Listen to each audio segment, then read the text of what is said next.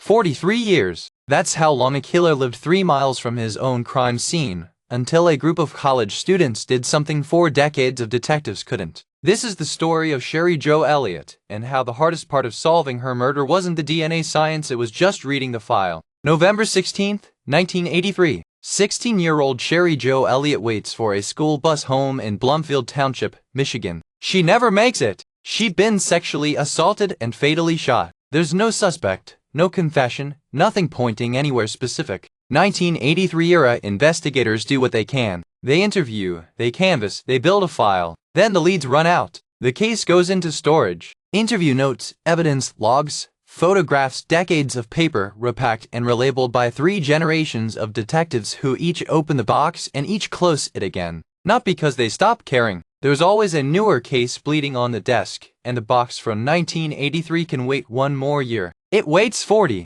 Here's what the headlines usually skip. The killer wasn't hiding. Roni Collins was 75 years old, living 3 miles from where he shot a 16-year-old girl at a bus stop grocery store, lawnmower, 4 decades in plain sight. By 2023, the forensic DNA science that could identify him has existed for years. Michigan State Police reopened the case and partner with Othram Labs for forensic-grade genome sequencing. But DNA testing needs something to test, and nobody has the time to go through 4 decades of disorganized case files closely enough to know what evidence is even still usable. That job falls to undergraduates in Western Michigan University's cold case program students who signed up expecting to study forensic science. Instead, they spend months scanning brittle paper, cross-referencing 40-year-old interview transcripts, rebuilding a timeline 1 index card at a time. It's slow, it's unglamorous. Nobody films the scanning, but it works. Once the file is finally legible, finally organized enough to know it still exists, the DNA science that had been sitting ready for years finally has something to point at.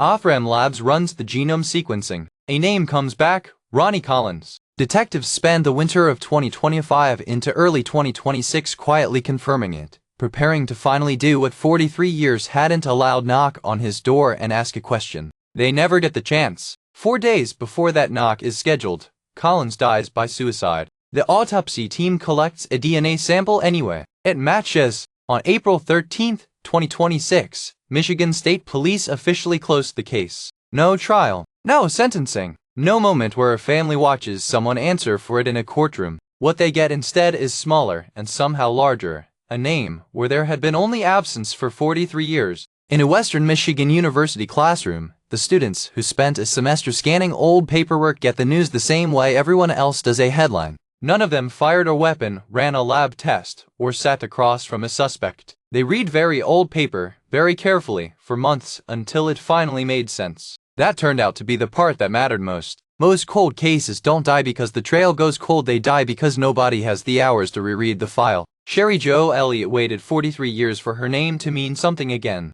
Roni Collins never had to answer for what he did. Some cases end in a verdict. This one ended in a headline and, finally, an answer.